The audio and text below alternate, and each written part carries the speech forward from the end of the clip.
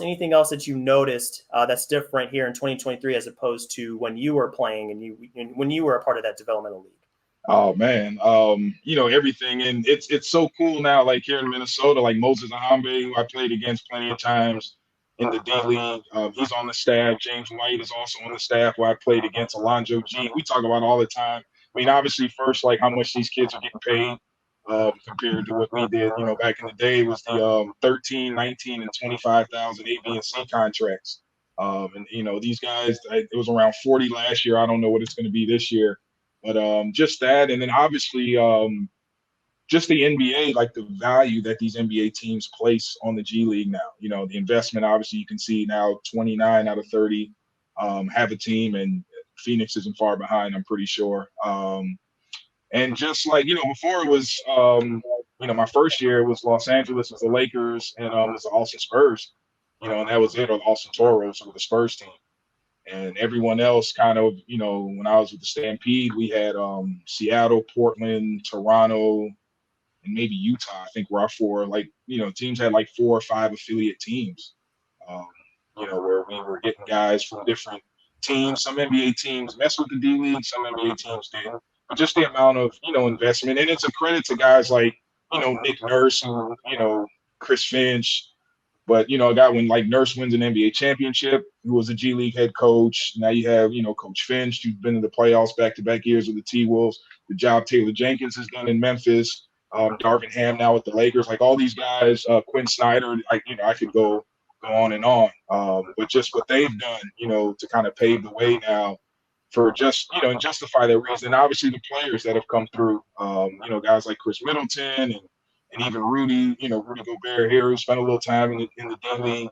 So just those guys and those stories, they just kind of paved the way and helped both from a player perspective and a coaching perspective.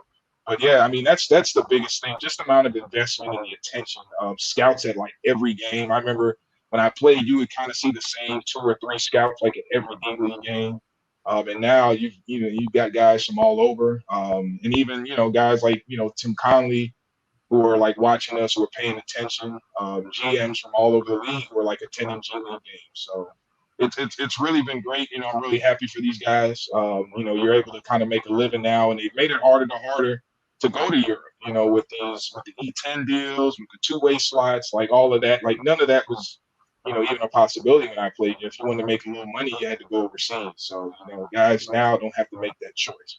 Yeah, it's interesting you bring that up about the coaching tree and the executives that have made their way through the G League, because I feel like a notion that the NBA pushes a lot is the players that have come up, but I feel like it's not nearly as talked about, the amount of coaches and personnel, people maybe even behind the scenes that have made their way starting in the G League and have gone up to the parent club. So they should do a little more of that. I think those you could get some cool journeys, because some cool stories can be told from that. But wanted to ask you also about the on-court product and how that has changed. Obviously, the game at the highest level in the NBA has changed significantly over the past decade. Do you see similar changes in the G League, or I think a lot of times the G has kind of served as a bit of an experiment in terms of rules,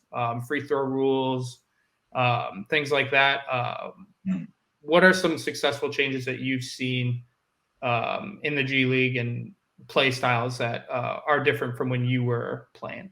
Well, like first I'll go into like, just the way generally the game is played. I always feel like I came around like 10 years too early when I played for RGV, and it was like kind of the beginning of the analytical movement, with Daryl Morey. We had Gerson Rosas down in who was our GM, who's with the Knicks now. But I was shooting 6 threes a game, and people thought that was crazy. You know what I mean? They thought I was just a straight gunner. And now like everyone shoots 6 threes a game pretty much. But we were kind of, I didn't hear about it from anybody else. Like kind of we were the corner threes and layups kind of group. That's what we started. That's what we were doing kind of long before, other teams in the NBA. And now that's like pretty much everywhere you go. Like that's kind of the formula now. Get layups, get corner threes, and almost eliminating the mid paint twos. So that was big, and that's what we did back in 2009, 2010 season when You're ahead of the curve. Coach Finch and yeah. And I mean, the biggest thing, like in players, just the league is so much younger now. The NBA is younger, and the G League is so much younger. When I played the G League, I came out. I went to Division II school. It took me a few years. I went and played in Europe for 3 years, and then came back to the D League. And there were a lot of like vets. There were a lot of guys that weren't seen as more like NBA fringe players, but they were guys who had played some pro ball for a while. There were a lot of like 25, 26, 27-year-olds who were kind of coming into the D League. And now, like, I mean, even last year, like I had a couple of, 19-year-olds on the team. A bunch of guys who were like 20, teams are like drafting guys and putting them in the D League or the G League. And that wasn't happening before. A lot of the D League teams were older. You had experienced pros. It was kind of more like that old CBA model where you had guys who were like kind of journeymen and they would kind of hang around and play. But now you've got like so many more younger guys. And that's how the NBA is. They kind of like everybody's talking about how they're kind of phasing out the old vets in the NBA. And you just have these rosters of young guys. And that's really kind of what it is in the G League also.